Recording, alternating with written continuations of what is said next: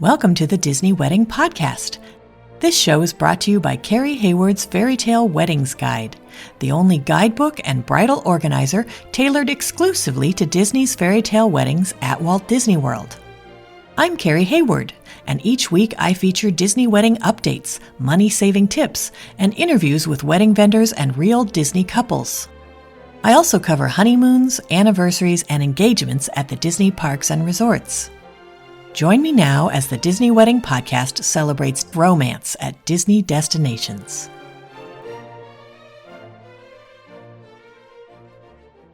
Today on the Disney Wedding Podcast, I am speaking with Disney bride Kaitlyn Bokowski about her ceremony at Animal Kingdom's Caravan Stage and reception at Tamu Tamu Courtyard in Animal Kingdom.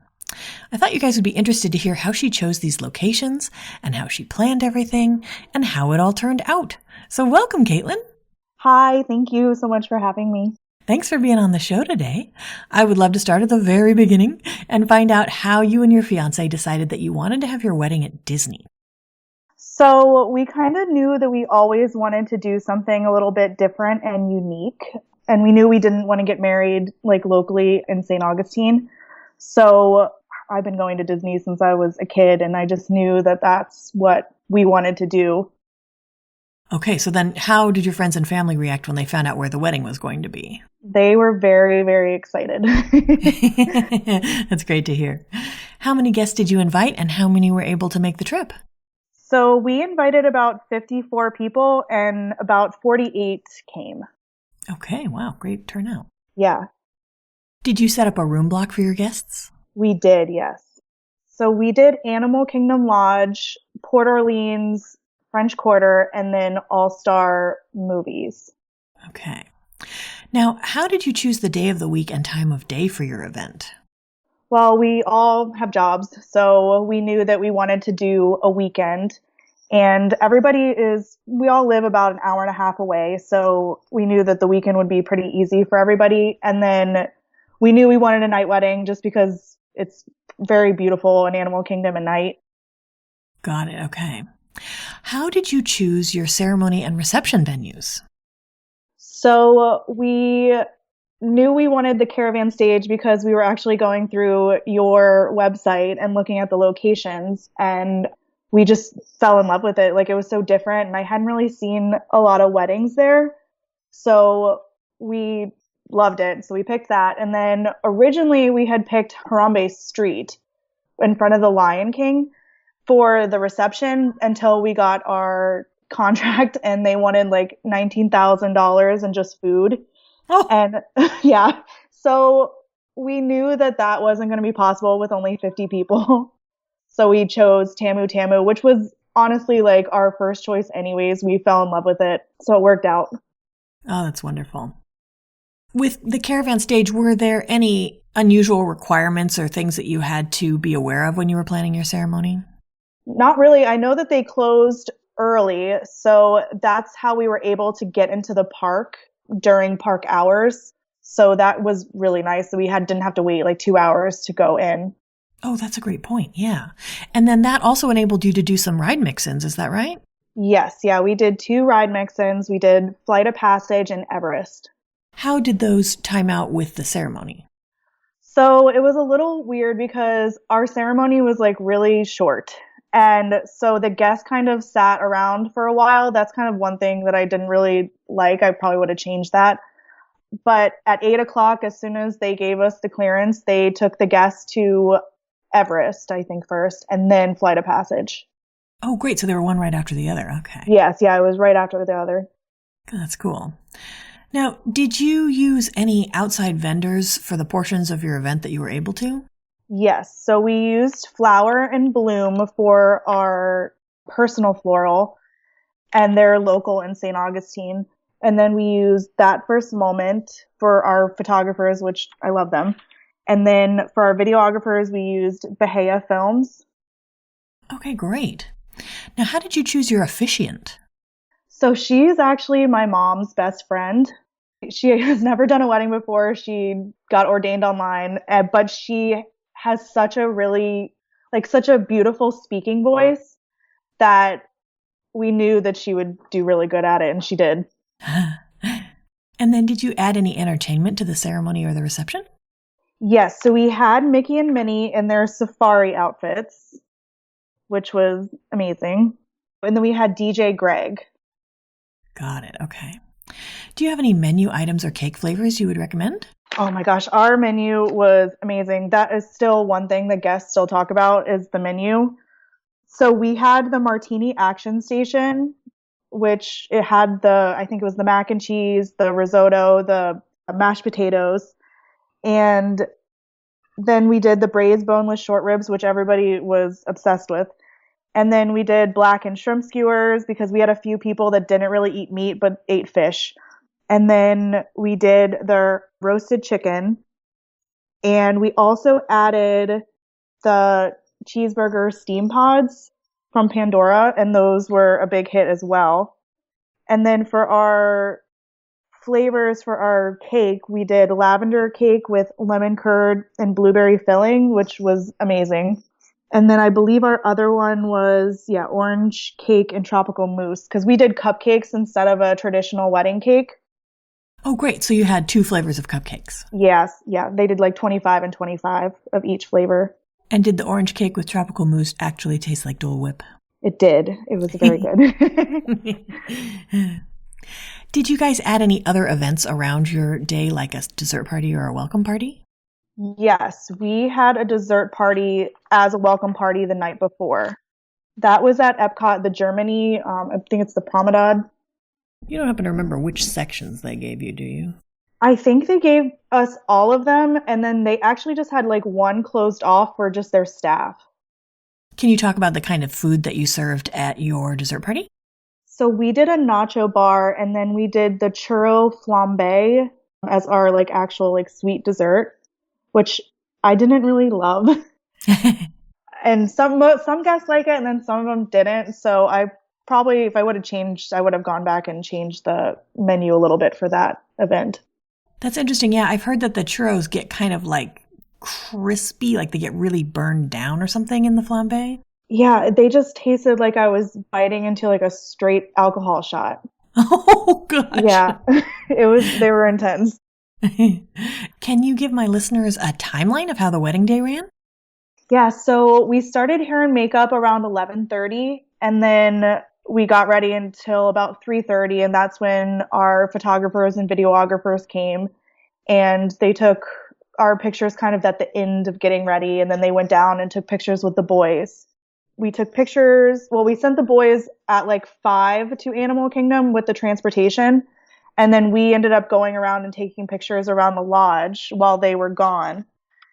And then transportation picked us up and brought us backstage at like 6:30.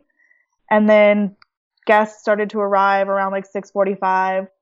And then our ceremony started at 7 and ended at like 7:15. It was really short.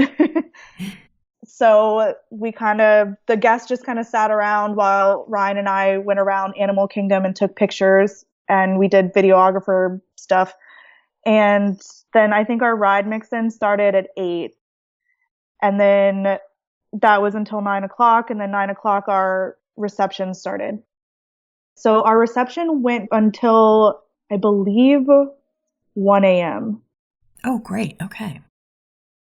So when you were planning, what were some of the most important aspects where you focused your attention or your budget?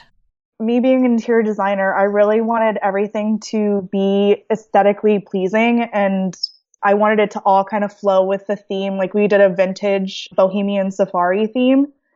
So I wanted everything to like kind of match that. And that was really important to us. And then Mickey and Minnie and their safari outfits were also very important to us. How did you communicate your theme to your floral planner to make sure that it was exactly how you envisioned it? So I had a 74-page PowerPoint that I had everything. I created also the tablescapes on my design boards just so she had everything. And then I know we got the linens from BBJ Linens, which I'm obsessed with, but I love that Disney is a vendor, like that's preferred vendor for Disney. because I've always picked them for my linens as well. So I knew exactly what I wanted. That's interesting. And so then for the centerpieces, like the containers for the floral and decor, did you pick those off of a website, or did you have to wait for Disney to send you pictures of what they could get? Basically, when I made my design boards, I set it up exactly how I wanted it, and they got it almost to perfectly match. Like they had the exact same vintage suitcases that I found off websites, like all sorts of stuff. It was great. Wow, that's amazing. Yeah. And then what aspects of the wedding were less important to you, where you maybe saved your money or just your effort? So we had cut a couple of things. We cut like late night snacks and did a smaller bar at the dessert party, and we cut a rehearsal dinner just to kind of save a little bit with the budgets. Okay. So what ended up being your favorite memory of your wedding day? Oh gosh, Mickey and Minnie. Everybody's face when they came out, because it was kind of a surprise. So everyone was kind of really excited to see them. Now, did anything go wrong or just not turn out like you expected? When we were doing our ceremony, I had somebody kind of merge 3 songs together. So the first song was going to be we had a flower dude. So it was Friend Like Me from Aladdin. And so that kind of merged into Circle of Life, which my nephews would walk down the aisle to. And then the last song, which was I See the Light, was for me to walk down to. Well, so I sent them the song and they told me that it was too long. So I had somebody cut it and make it shorter. And I sent them the updated song, and they ended up playing the old song. So it was like 5 minutes and it was way too long. Everybody was kind of just sitting around. The guests probably didn't care, but I cared. Interesting. Okay. And then was there anything that seemed like a big deal beforehand and then it turned out not to be? Yes. So I had a big issue with the table and chairs at Tamu Tamu. I just didn't like them. And so I picked chairs and then tables when we did the floral meeting, and they came back and told me that they wanted $5,600 to remove the existing tables and chairs. Yeah. And so that hurt a little bit, because obviously that's ridiculous. I'm not paying that. And so I had to stick with the existing tables and chairs. But then when I got into the reception and was able to look at everything really flowed together nicely. And I realized I was kind of just being a baby about it. Is there anything you would have done differently knowing what you know now?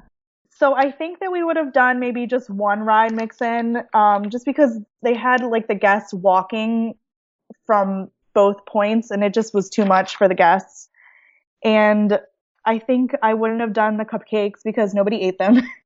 We ended up taking home basically all of them, and then half of them went into the trash because we couldn't finish them. And yeah, and I would have changed the dessert party menu. I would have gotten rid of the churro flambe and just picked different sweets. Got it. And then with the ride mix-ins and the walking, they made you charter transportation into the park, but they didn't let you use the transportation to go from Everest to Flight of Passage? Yeah, it's something weird that I thought, because we paid for the private transportation and we paid for the security dog. So I was under the impression that the guests would be able to go backstage. When we first got there, they dropped everybody off, and backstage we went through with a security dog. But I was under the impression that after the ceremony at 8:00, that the guests would be able to use the backstage transportation to get from both rides. Right. Which is what the planner, I thought, made it sound like, but everyone ended up walking. Interesting. Okay. All right. Well, then, do you have any other tips or advice for future Disney couples? I would just say be present on the wedding day, because there's a lot going on, and I feel like I was trying to be present, but there was still like everything was kind of rush, rush, rush. So really just like take it in. That's great advice. Well, Kaitlyn, I think you've offered a lot of great tips and advice for anyone who's interested in getting married at Walt Disney World, and I appreciate your taking the time. Yes, thank you so much. That's our show for today. I'm your host, Carrie Hayward, inviting you to join me again next week for another episode of the Disney Wedding Podcast. Past shows and tons of photos for each episode are available on my website, DisneyWeddingPodcast.com, or listen in your favorite podcast app. And for instant answers to all your Walt Disney World wedding questions, check out Carrie Hayward's Fairytale Weddings Guide, available as an interactive ebook with continual free updates at fairytaleweddingsguide.com.